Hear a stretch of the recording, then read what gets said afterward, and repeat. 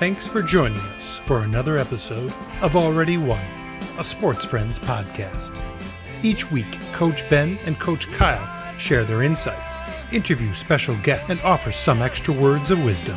The victory is ours, because we've already won. Welcome to Already Won, a Sports Friends podcast. I'm your host, the Wildcat, and I'm here with the Mad Dog. How you, Mad Dog? Well, first off, we got to apologize for last week. For those who ever watched the video, even if you're listening and you heard a 2-minute gap of nothing, and then all of a sudden it picked up with us speaking about the video, you probably would have said, what's happening?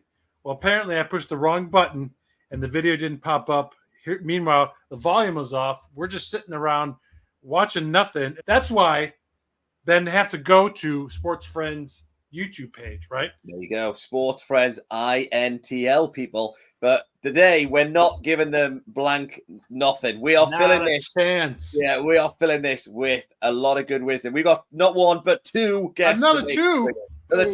This is two in blue, and we're bringing in two because it's been a theme that's been happening in the last few episodes. We have got Pete Thompson and we've got Bean as well. And the way I describe it, look, Pete oversees the whole of the Youth for Christ work, centre coordinator at Ballysillan Youth for Christ. But then we've got Bean, who was there for 10 years. Bean is like he's a giant of a man. When you walk in the room, you can't miss him, his presence. He loves his gadgets. We can talk about that a little bit.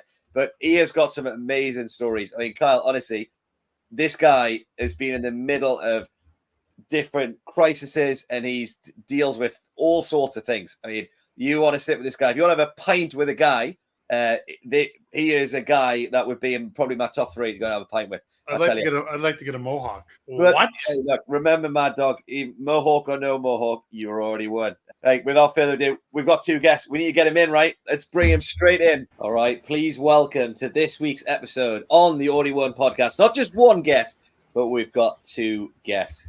Double trouble. Double the banter. Please welcome Pete and Bean. Welcome. Hey, guys. Are they speaking English? Because I'm having a tough time here in America. Oh, you giving a bit of stick to our Northern Ireland accents here, Kai? I love it. He does that to me every week, if that's any consolation. So yeah, we've got American, we've got Geordie, and Northern Irish. So yeah, it's like being said, start of a joke, right? Years ago, I went to South Africa on like a mission team, and then you had to go to like do house visitations, and I was with another English girl, and she basically had to translate my Northern Irish into English so the South African person could understand what I was saying. So if there's anybody out there, I might need a translator tonight. So yeah. I love it. My story is I was once in a house with 32 other people. I was the only English person. We all spoke English and no one understood me. So that was when I realized I need a translator or I need to slow down. So yeah, both. For being there. But look, we need to get to know you guys a bit better. So Kyle is going to do some quick fire questions. So Kyle. All right. Rapid fire. Whatever answer comes out of your mouth, that's the right answer. Nike or Adidas? Easy. Adidas. Yeah, that's right. Adidas. Bean? I have to agree with Adidas, yeah. Okay, second one. This one I know you guys are smart guys. What I've heard from Ben, you guys are intelligent. Coming from Northern Ireland, I know it. Liverpool or Man United? Liverpool all the way. Yeah, Liverpool. I'm in my son's bedroom. He's got a couple of Liverpool posters up as well here too. Well, thanks for joining us today. It's been a great time of conversation. So we'll join us next week when. Come on. All right, I'll let it slide. The thing I want to put back to any Man United fan is, so for all these guys who are Christians and love sport and all, how do you proudly walk with the Lord and wear a devil over your heart? You know what I mean? All right, next one. Half empty or half full? Half full. Half full, so you can always have more. All right, good. I'll agree. Okay, gadgets or books? Now, Ben is a little bit slanting that because he's got the bookshelf behind him. Gadgets or books? Well, no, Bean's answer will be gadgets. I would probably be books over gadgets, but I struggle to get time to read books. But when I read them, I love them. And when you read them, you're on your gadget. Change or stability? Stability. I would go stability now too. All right. All right, now this last one is very important, and Ben will have to explain it to me after. He can do that in the background or whatever, because I have no idea. Jam first or cream first?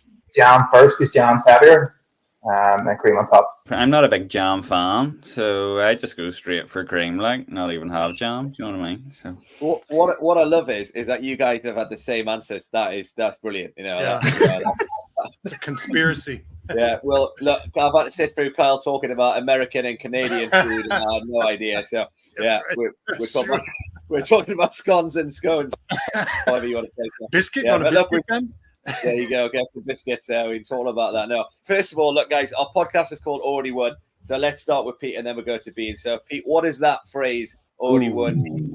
I suppose it's got the word "one" in it. So when I think of the word "one," I think of competition and quite competitive. I think of team. I think of battle. Yeah, if you go into a match and you think you've already won, I'd never have gone into that. But actually, for me as a Christian, I think life's a bit of a battle, to be honest. I personally have gone through quite a few wee storms, and no matter who you are, you're always going to have them. But for me, when I think already won, I think of times when it's been really difficult. But then I remember who Jesus is, and he's already won. So even whenever it's just like so tough and you don't want to lift your head off the pillow, it's a bit like, but the battle's already won. Yeah, so for me, there's no such thing as already won or a guaranteed victory. So every team has to come up against the underdog, and every underdog kind of has their day. So there's no promising for that. But for me, I think it's simplified, especially when you bring God into it in the gospel. So Jesus died, he resurrected, and then he rose again, which is the most important part of death, loss of sting. So 1 John 5, verse 4 says that those born of God will overcome the world, and that's the victory that has overcome the world, and that's just through our faith. Come on. So good. So good. Love both the answers. I love how authentic yours was, Pete, as well. Resonate with that a lot. And then being the simplicity. Love it. But, you know, this evening, guys, we're talking about all things Youth for Christ in Ballysillan, and we're talking about the BlueHouses. I personally came to faith at the age of 13 for a Youth for Christ football event. So I absolutely love Youth for Christ and stuff, and looking forward to dive in a bit more. Pete, tell us a little bit about your role. What's your current role, and where you currently are in the world? I am sitting in my son's bedroom in Northern Ireland. I live in Newton Abbey, grew up in Whitehead, where I fell in love with sport, really. And my current role, I work in the BlueHouses in Ballysillan. It's a drop-in centre in the middle of a housing estate there. I am centre coordinator or manager, whatever you want to call that. So this is my 24th year there. So I was youth worker for 12 years, and I've been coordinator for 12 years. And that entails looking after staff, looking after funding, vision, management, leadership, strategy, youth work, cleaning, all. Love it. And being you there, if I'm right, 2014 to 2024, is that right? Yeah. What do you, and then what do you do now? You transition to a different role, but what do you do now, and what part of the world are you in? So I live in North Belfast, which is about a 2-minute drive from the BlueHouses. I work over in Ormo in Belfast, so it takes me about half an hour, depending on traffic, to get into work. So my new role that I work for an organisation called MAX, which supports young people. So young people who've been through the care system, or young people who maybe are seeking asylum, that need help with accommodation and things like that there. But my specific role is a prisons resettlement worker. So for any young people, 18 to 25, who have been in prison, who are coming out of prison, who are homeless, my role is to mentor them one-to-one, get them accommodation, get them a job, keep them out of jail, and just do life with them and just walk side by side. So maybe I'll start with Peter, and Bean, you can follow up. But tell us about the area where the BlueHouses is in Ballysillan. I'm going to get this wrong. Ballysillan. Good man. I've been to Portadown. I've been to Ian Paisley's church when he preached. So I got a little experience in Belfast. So yeah, or some people now just call it the Sillin. Not just Ballysillan, just like the Sillin. Yeah. Ballysillan, how can you describe that? So Bean will bounce in off the back of this. So it's in North Belfast.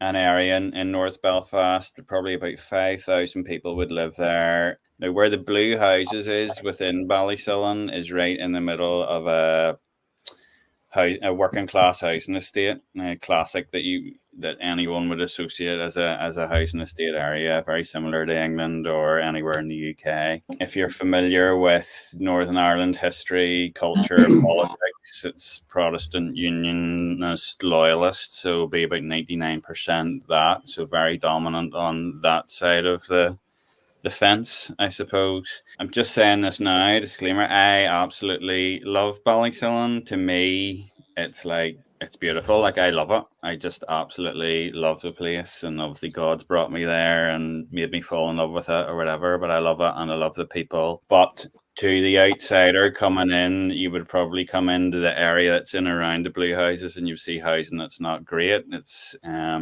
even though that has improved in the last wee while, there's a lot of trauma, there's a lot of adverse childhood experiences. So that paints like a very sadly dark picture of not a lot of hope. That's actually the reality of what a lot goes on. Yeah, so long story short, Ballysillan is a typical council housing estate, the same that you get across the UK, and you go to America, any area that's got a low socioeconomic background, so just poor area, poor culture, not a lot of money, not a lot of education, not a lot of role models, as Pete has said. So in that has its own problems, but Ballysillan is quite unique in that the people, what you see is what you get. Very genuine. If they don't like you, they'll tell you. If they love you, they'll tell you, but it might not be the way that we're used to love being shown. And as Pete said, they need hope. And the only way that we know how to do that and to do it really well is to show them Jesus, to show them the right way, to be the right way to act, and to show them that jigsaw puzzle of life that's had that piece missing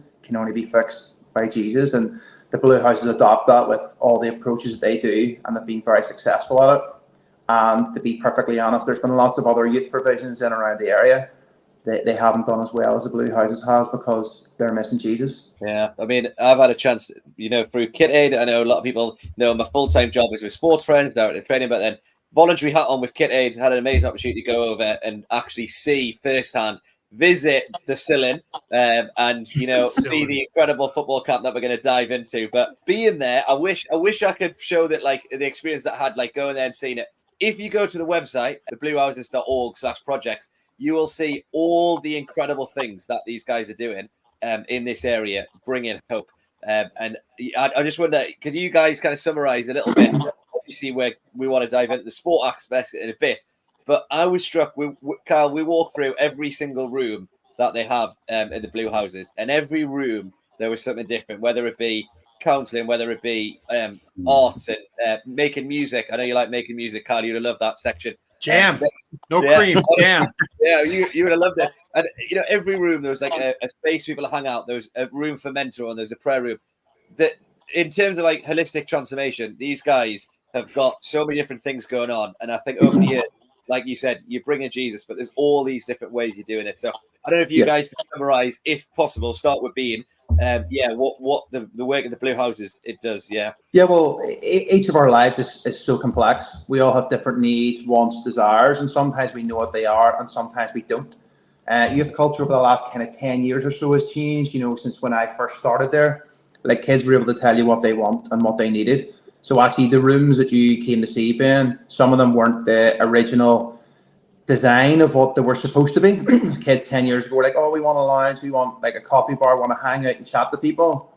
Now you bring a lot of young people together and their idea of chatting is just sitting on their phone and staying there within a certain reason, so they don't want to engage with that. So BlueHouses had to get with the times and revamp some of these rooms, but these rooms are succinct to what the desires and needs of the young people have been over the last few years. So having the likes of like music projects, it's not just a straightforward let's just play music and everyone's going to sit around and interact.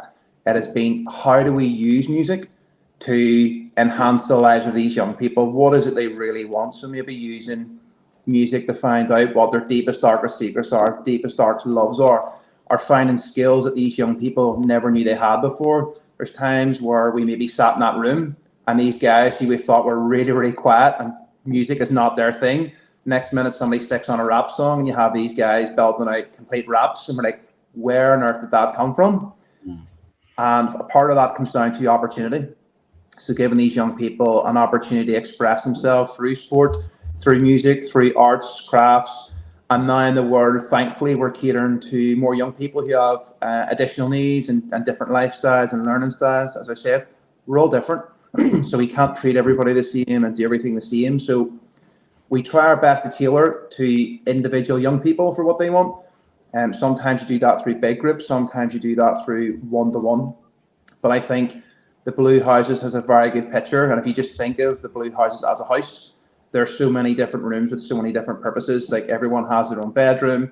You all meet together in the kitchen. You have your dinner together. You might go in, you watch a family movie together, or someone watches one series because that's its in. If you imagine one household and throw maybe 40, 50 young people with different needs and mindsets and where they're at in life together and try and make that work, it only really works when you do have God to the extent that the BlueHouses has done and been successful with. Yeah, I suppose if you're looking real specifics, you're going, well, what kind of stuff would we do? We do like drop-ins on 3 nights a week, for different age groups. I suppose a drop-in be your classic youth work. But again, as being said, that's changed. You would have thrown a pool table in there, a table tennis table, and kids be happy for hours, but actually their attention span doesn't last that long anymore, or their anxiety is too high that they don't want to try something new and look silly. So I've had to be really creative that way. So each drop-in night has loads of different things, whether it's cookery or craft or a wee bit of sports or some games or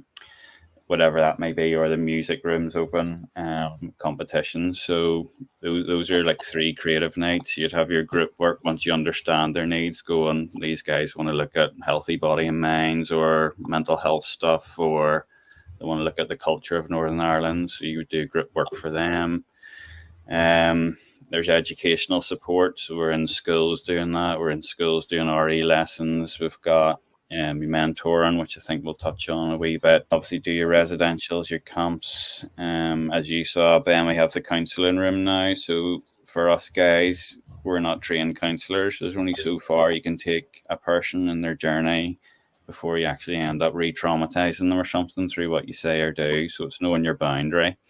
So now we have a professional counsellor in to do that kind of stuff. With stuff for older people in the community. There's a friendship group of ladies who just come and eat loads of food every 2 weeks and play games and stuff. And for them, it's just a lifeline. They're actually probably a little bit of a picture of what it is for some of our young people, because you think, oh, it's all about the young people, but actually those women say it's their lifeline every 2 weeks. It's the one thing that they look forward to, and it gets them away from being isolated and lonely. Obviously, it's Youth for Christ in the banner, but it's probably Family for Christ, really, because I don't think you can really make the huge impact just by working specifically with a young person. You need to work with the parent or whoever their kind of guardian is, the whole family unit. If you reach the family unit, you're going to reach the young person a lot easier. It's like a Lego box. When you look at the Lego now, it says for ages, like not the 99. That's kind of the way the BlueHouses is, from babies all the way up to the older generation. Does it all. Yeah. And you also mentioned, like someone else in our previous podcast, about the food budget. I'm sure your food budget gets pretty high. That's probably one of your biggest ones. Yeah, food works. Food brings people together. Feed them and they will come. I saw Kyle. Your eyes went like this when you heard the food and the music, because you were a Christian rock band, right? That's right. Yeah. So the whole situation with mental health and emotion, you guys said since 1993, and Bean was mentioning how you've changed and had to adjust with the rooms and different things. How have you seen that kind of mental health, emotional approach kind of affected some of the spiritual, I'd say, Ben, word nuggets? Like how do you reach people with this kind of change and things with the spiritual aspect? Yeah, I suppose the whole emotional and mental health thing is huge, especially in Ballysillan. Obviously, we all have our own. Everybody's an emotional being. Everybody's got their mental health.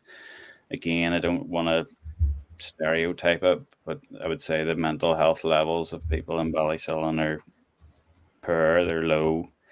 Young people have experienced serious amounts of trauma through different types of family situations or abuse or whatever that may be, and the classic, obviously we'll call it adverse childhood experiences. Theirs would be a lot. So the thing I would say I've seen more and more over the last couple of years, especially actually post-COVID, but it's always been there, but I think it's kind of really come to the fore, is just lack of coping mechanism for young people. I just don't think they have the tools to cope with situations or cope with life circumstances. And to be fair to them, some of their life circumstances are absolutely horrific, and horrific is probably a mild way of putting it. I just think they struggle to regulate. They struggle to make any kind of wise decision. Anxiety levels are through the roof now. And we talk about, like, for me, youth work, I'll be really honest, 2 years ago, whenever I started, it was easy. And that sounds slightly arrogant. But it's not, because you just put stuff on and kids turn up. Whereas now you really have to reach out to get people to come to do things, because their anxiety levels are so high. They don't want to go and meet new young people, and they just want to be safe in their own wee world. And Bean's kind of already kind of touched on it. So the levels of neurodivergence, what I believe have absolutely just rocketed in the last 5-10 years. And more research is coming out and showing that that's because of trauma. So ADHD is now linked to trauma, and they're even saying, people would say ASD is genetic, but actually they're starting to say that that's linked with trauma as well. So hence, Bean again has touched on it. We've had to kind of revamp what we do and how we do things just to deal with young people, because young people will walk into the centre wanting to know what's going on tonight, and if it's different to what is normally going on, that is difficult for me to cope with, because I need to know A, B, C, and D, because that's just how their brain's wired. Best way of describing it is having like a massive classroom and a couple of teachers, and you're having to look after these 40 or 50 kids, and you can imagine like the sensory levels of some, like people just love noise and it's all kicking off, and for somebody that's completely overwhelming. So if now I got a sensory room where people go, I struggle to regulate here, can you take me to the sensory room? A lot of it is just understanding each individual young person. Again, on a drop-in night, you have 30 or 40 kids coming in, so building relationships with 40 kids in the space of 2 hours is very difficult. So that's why you need a team of people, and that's why volunteers are absolute and utter gold. Yeah, well, I think when Pete and me are drawn along, like young people and how they've drastically changed. So Pete says it was kind of easier whenever it started. So with Ballysillan, obviously a lot of deprivation. There wasn't a lot of things there. So whenever like the centre maybe had a TV or like a new console, like it brought people in. So years ago, when a lot of us were growing up, we just didn't want to be in the house. We wanted to be outside. We wanted to be playing with our friends. And the big treat was getting to go to someone else's house to see what it was like. And you got excited if you got asked to stay for dinner, and really excited if you got to stay for a sleepover, because that was amazing. Now kids want to stay in their home because it's the safest place they know, even though it might not be safe for them. It's where they're so comfortable. So like my kids now live beside a main road. I don't want them to go outside of the house, but they'll be taken to sports and other events. They'll take in the bigger and better things. But you can't really go outside and play with your friends. Whereas when Pete was doing youth work then, all the kids just wanted to come to this big centre and chat with people and hang out with people. But whenever I first started the BlueHouses, the first year or two was really difficult. There was a lot of issues with around young men's mental health, men taking their own lives. So getting into a lot of issues with drugs and paramilitaries and debt. And best way to describe that is when you put yourself into situations that aren't good for you, and one by one you put a big wall up, and that wall kind of starts to close in. You don't see a way of climbing out. So instead of trying to remove it brick by brick by brick, you just end up in this situation of hopelessness, and there's no way out. And unless someone very quickly can show them hope and a light at the end of the tunnel, they think that taking their own life and mental health and things like that is the only option that they have. And we went through a bad period of that in the Blue House for a long time, and it's really difficult and really hard because you felt like you'd let down many people, because at the end of the day, we don't want to lose God's children. Nobody does. And it becomes really personal when you've maybe invested a lot of time into these guys' lives, and they maybe go away from the centre, or they've got older, they've got families and lives and jobs, and you can't be as effective as you were because other things get in their way, and you want to help. But men, a lot of times, not everyone, we don't talk. We don't want to be helped. Years ago, I can remember like going with my dad, and he would have went to the pub after football, would have had a pint, they would have talked about the game and how their problems were, and that sort of thing. Nowadays, men still don't really talk. So Pete was talking earlier on about how they have a women's group, which is amazing. They meet with the counsellor Sarah Ann. They hang out, they chat, they do life together. If me and Pete tomorrow tried to do the same thing and replicate it for like lads and dads, nobody would turn up. They'd be too anxious about who else is going to be there, who else knows my problems, and they just wouldn't turn up. So that's why we have to journey with them on an individual basis, get alongside with them and walk through the hardships of life, and be there when they fall, celebrate the small victories and just show them that there's hope. That's a really hard thing to do, but Jesus says we'll have to go after the one, go after the lost sheep, and that's the only way to do it now, especially with mental health, because only you know what's inside your head and only God knows. And we just have to try and figure it out. It's very rich what you guys both shared there around like your experience around that and stuff, and yeah, some really good insight there into what it looks like to, you know, walk alongside people and get that personal relationship and stuff. And so really good. Well, let's dive into the football camp then. I absolutely loved it. Now, a lot of people would probably have been to a football camp before. This is more than a football camp. Let me just say a few things that happened. Bean's warm-ups are incredible. I'm going to try and get some video footage, B-roll, and Bean's warm-ups are stuff of legend.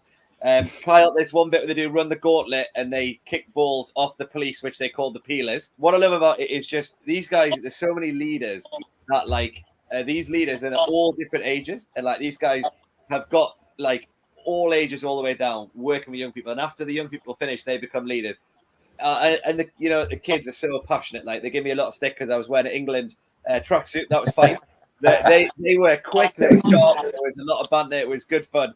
I enjoyed it a lot. And the whole day is just like they love playing. And this has been going on for a while. So, Bean, you're Mr. Football Camp. So tell us how long it's been going on for. Anything else I missed on there? And then maybe Pete, you can share some testimonies around kind of what's happened. Yeah, so like football camp was actually going a long time before I started here. Pete actually had messaged me the first time. That's how I got involved with football camp. I never knew what this camp was like, what it was going to entail, and I turned up with all these group of strange older leaders because I was obviously a lot younger back now when I first started, and it was like, right, you've got to coach these kids and you've literally just got to act really immature, but be mature at the same time to show them the difference between right and wrong, but just act really silly. And they're like going, why on earth am I doing this? Why am I acting silly? Why am I coaching kids? And you do this whole journey of like at times hitting your head off a wall to try and teach these kids something.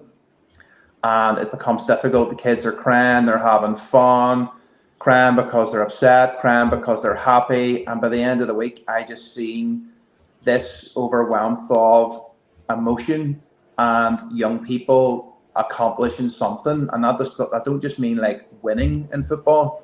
I mean making friendships, having people believe in them, having people invest in them, having role models, telling them they're doing an amazing job, telling them that they love them, which is something they may never have heard before in their life. That by the end of the week, they're absolutely gutted that it's over. And that's something that since that very first time that I started, I only missed one through a friend's wedding, having to go to America of all places, you know. And I continued that on throughout the years before, like even 2 years before I even started working for the BlueHouses. And in a nutshell, it's the only football camp that I've ever been a part of that I know to that makes all ages work together. A lot of football camps are separate for ages for like health and safety reasons, for development reasons, but BlueHouse designed it so that the old teaches the young and the young teaches the old, so that you have that circle where you reinvest back into the football camp. But it's about teaching kids sportsmanship, values, love, encouragement, having fun, having a good time. And we see it year after year because our numbers have increased.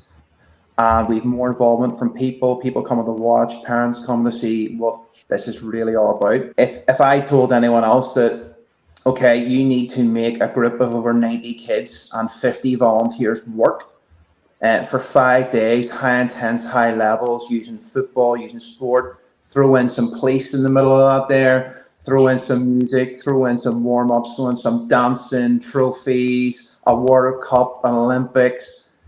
People just think you're absolutely crazy.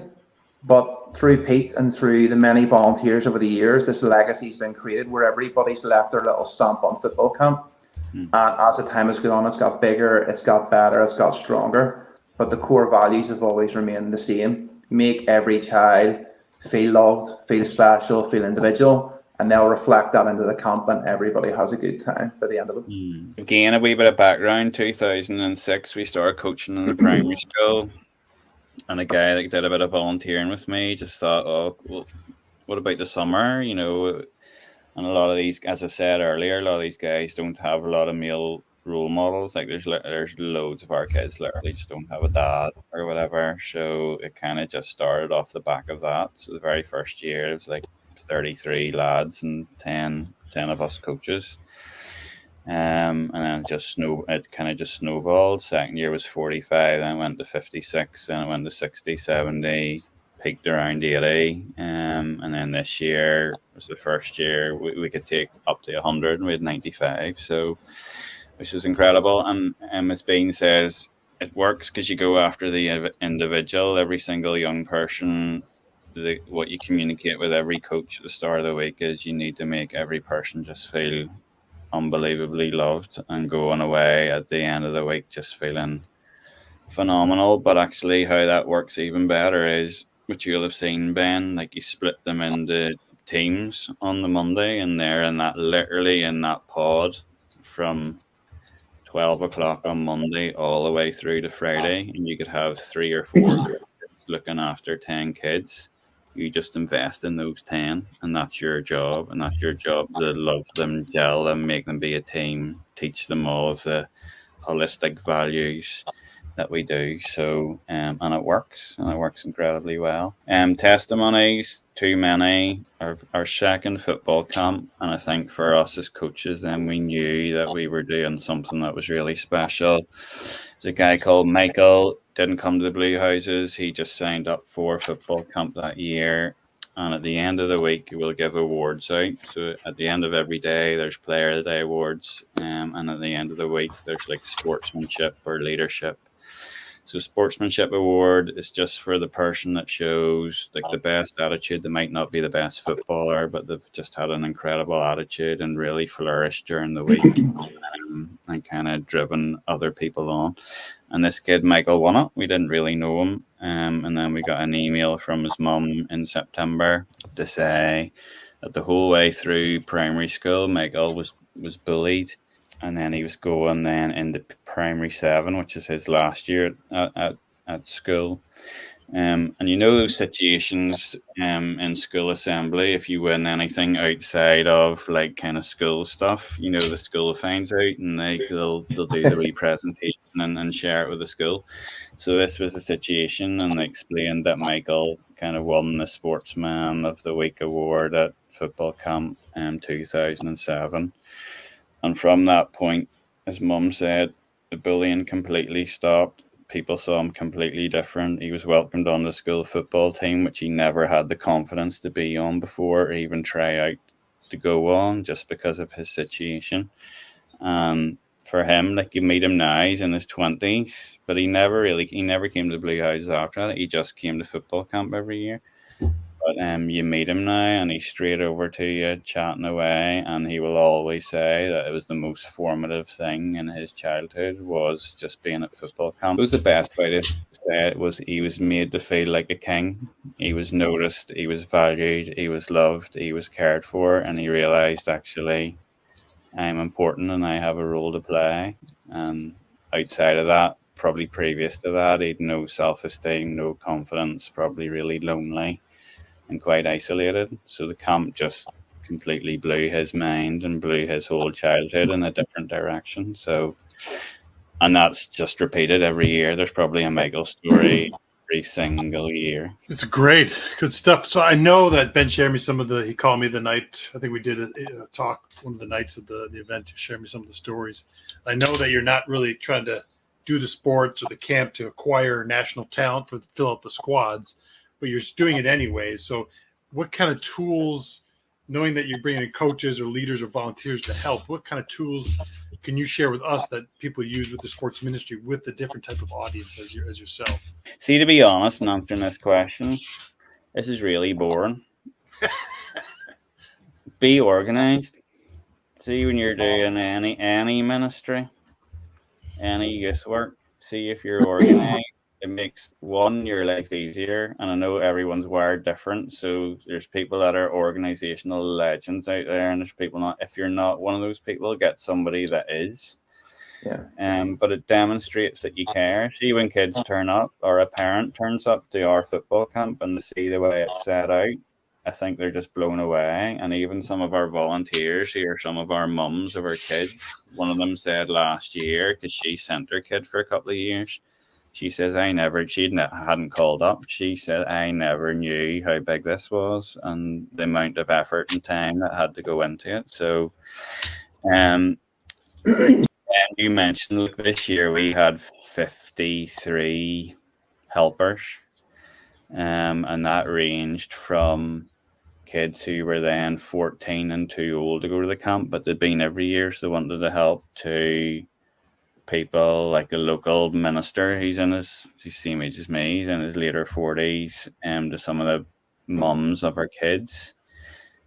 A little nugget would be communicate the vision and the goal and the expectation right from the start, which has been basically said was make everybody feel special. And you've got to remember, it's as much about the coaches as it is the kids. Because you think we had 95 kids, but also 53 coaches. So there was a ministry within a ministry. The transformation in some of the coaches this year, especially, was through the roof as well. You know, people that never thought they would get on like agents or talk to young people or referee a match or take a drill. They were doing that. So it's pushing those people, but it's because you communicated a vision and a value right from the word go. And I suppose my nugget in that is the volunteer is as important as the young person attending. And I think for any sports coach or in any kind of youth ministry or youth work going forward, you have to be so on the ball. On the ball with neurodiversity, because if you're not, your youth work and your youth ministry and your sports ministry will be really difficult, because you're going to have those kids that don't feel part of it, or as we said, can't regulate. You're going to have situations where they're just completely overwhelmed and their anger comes out. So know your young people. What's you got to establish what your aim is. You're talking about how it's not there for the superstars, but superstars can develop through it. Exactly. And what they're going to develop from that is not necessarily their football ability, but their personality and their ability to be around other people, but also other people that aren't maybe as good as them or as passionate about the sport that they really want to be involved in. And that's a really hard thing to cater for. And I was actually listening to like a study the other week that says, sorry, Pete, to tell you this, you'll know this anyway, for football academies, it's like kids who come through football academies of like expensive football clubs are generally around 2 young people, and the rest are just there to prop them up and make them feel welcome. Whereas we're the opposite of that. We might have 2 superstars in our whole camp and maybe 90 other people propping them up to ensure that they are a part of it. We kind of do that in reverse. We do everything in reverse. But one thing that I think that the BlueHouses football camp does really well is the mix of Christian and non-Christian. So a lot of times when we're involved in faith and sports, it's like, yeah, we've got to get as many Christians together as possible, and we're going to tell them about the Lord, and we're going to show them the Lord and love the Lord. That's great, and it is amazing. But what about the people that need to see Jesus at first hand through those role models in an environment where there's other non-Christians, and an environment like sport where it's about the attitude and it's about the work ethics of people and about the love and the passion other people have that becomes infectious. So if you have people that hit the high energy, high intensity on day one, and it's hard to keep that going throughout the week so they don't burn out. So what are you doing in the evening times? Are you still with your team? So after Pete and all the guys do the football camp, we go back and have a community lunch, and it's on offer for everyone to be there to gather and have fellowship and have food together. So you eat together. Jesus did that with his disciples. You nourish each other.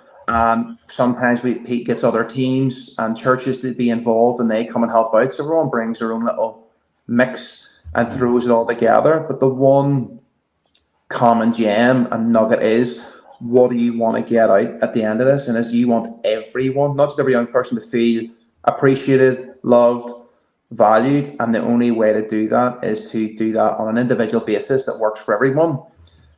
So about my warm-ups, so why they're so sporadic and weird and different is because they're very random. I have an idea in my head, but I'm very quickly changing it based on what I see in front of my eyes. So my end goal is I just want these guys to be energized so that the next thing I send them to, they have to be high intensity and get and go, because the camp goes up and down in terms of like intensity and volume from training to intense. So there's lots of bright colors in the warm-ups. There's lots of loudness in the warm-ups.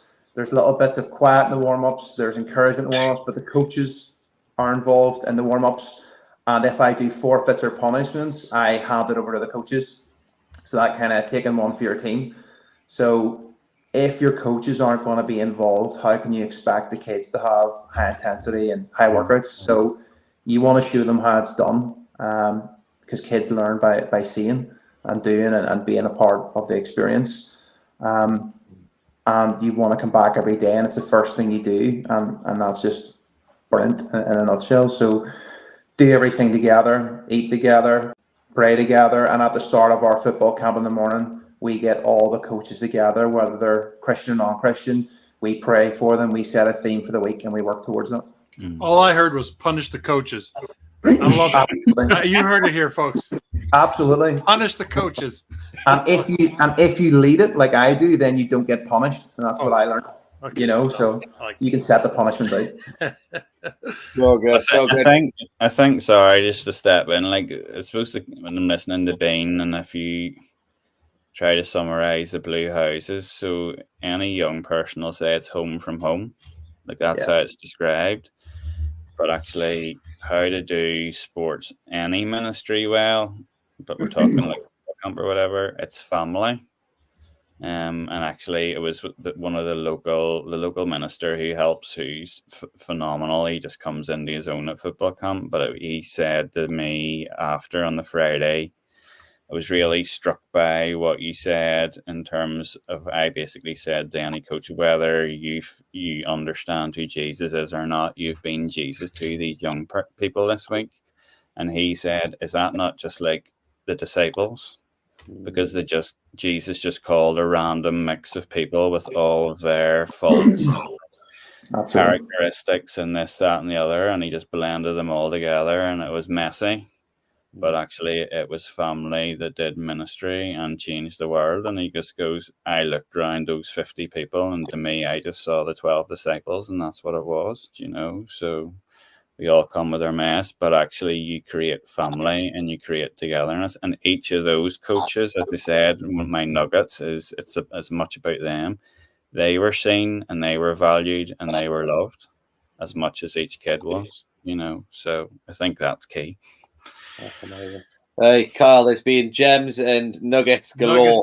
I tell you, they're flying from the sky.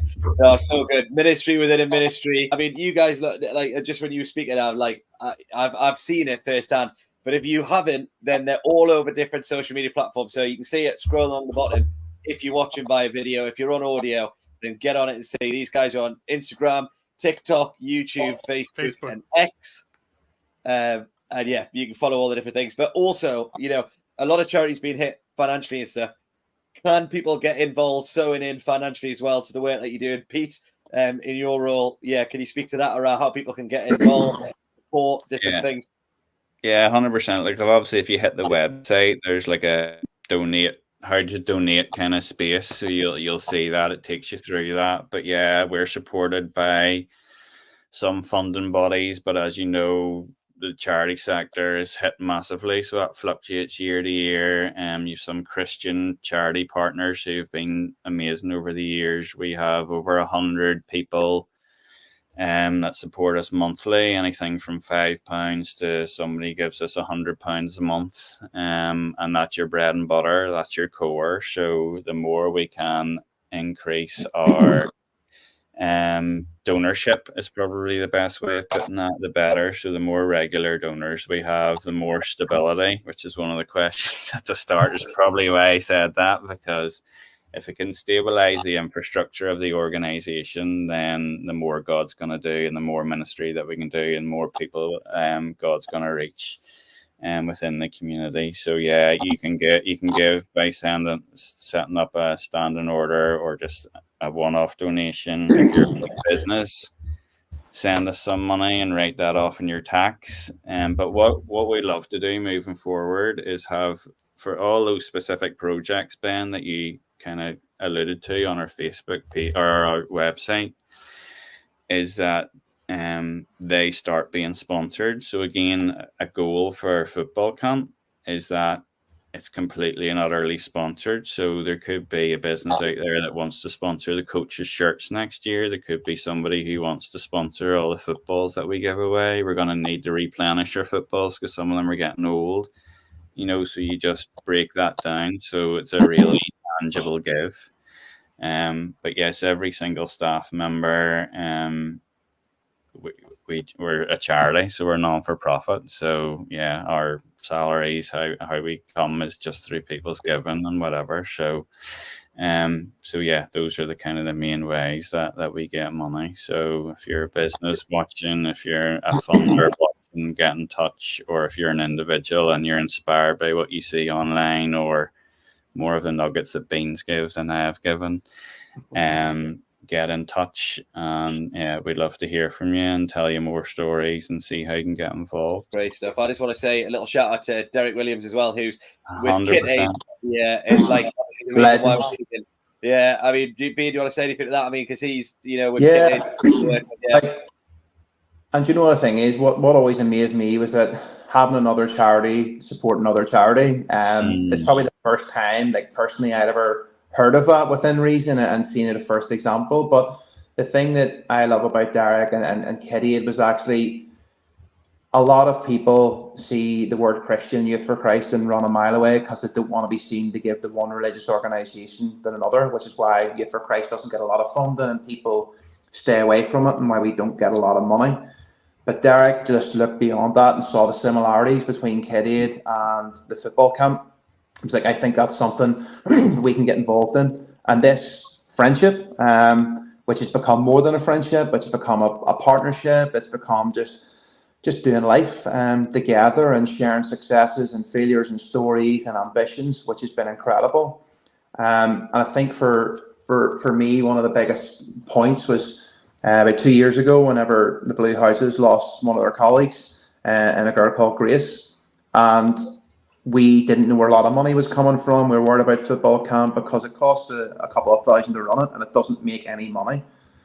And Derek straight away was like, yeah, we're going to get behind this, and we want to continue what we've been doing over the last few years and support the BlueHouses and what they're doing. So knowing you have the backing of another organisation coming at you, giving more than money, more than love and connection, and bringing other partners on board and getting our trophies even sponsored this year was just amazing. Just by 5-star trophies and Ross Kemp, that was just incredible.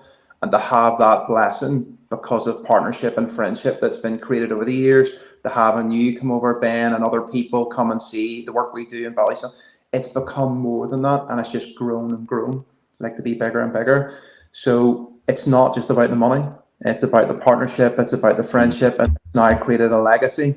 And me and Pete love getting over, and I love getting to see what Kitty had done and going over to Watford and speaking at their anniversary. And it's just become so much more because of that simple, do you know what, I'm going to find out what these guys are. Let's look at similarities and not differences. Yeah, so good. Kit Aid is non-political, non-religious, but like you say, the partnership you guys have had in that way. Kit Aid's got a phrase, it's more than just a shirt. You Absolutely. Guys do way more than just football camp, and that, like you say, charities, supporting charities. Kit Aid never keeps any money left over from year to year. I work as the comms person for Fraser Volunteer. There's a volunteer army out there, but they give to different charities, like you say, not just one, but there's 6 or 7. And Derek's been on this. But yeah, we can't speak highly enough about Derek and stuff and what he's done. So as well. So Derek, big shout out to you as well. I'm sure he listens every week. So Derek, thank you for listening every week. You have to put up with me. Yeah, every week. Don't send any Liverpool stuff up to them. They don't deserve it. No, guys, thank you for your time. I know we could go on for a lot longer about stories and stuff. And anybody has any questions or wants to know more information or anything from myself or Pete, they can just get in touch. I'm more than happy to answer any questions or any advice or whatever. Just all one big team in this journey of life together. So yeah, guys, thank you so much for your time. And we'll stay in touch. Looking forward to it. Yeah, thanks for the opportunity. Thank you so much. The Irish are taking over. Already won. We've had Irish, we have Northern Irish. You just love the crack, right? And they're not just the nuggets, but the gems. These guys brought the gems, right? So good around youth ministry. And just like their broad range of stuff they're doing, this is them. They've clearly lived it. You can hear from the answers and the way they're speaking. This is something they've lived. I've seen them in action. Phenomenal hearing that and stuff. And do check them out online, right? So good. But Mad Dog, are you an organizational legend? Is my question. Are you one of those guys? I'm trying to communicate the goal and expectation as early as possible, so I'm becoming that organizational legend. So good. So good. Now, they said a ministry within a ministry. That made me think around sports friends. Sometimes we have coaches and assistant coaches who often the coach is like discipling the assistant coach, right? We definitely have seen that within our camps we do over the summer. We've just finished a load of camps where it's not just young people who are being ministered to. These guys talks about as equally important as the young people is the volunteers, and it's a ministry within a ministry. Would you say that is the case within the world of sports friends as well? Yes. The right answer. This is the right answer. And we've got a little video. I think we'll show a clip from some of the camps that we've seen over the summer, very briefly, right? From Sports Friends. So let's roll show up the video.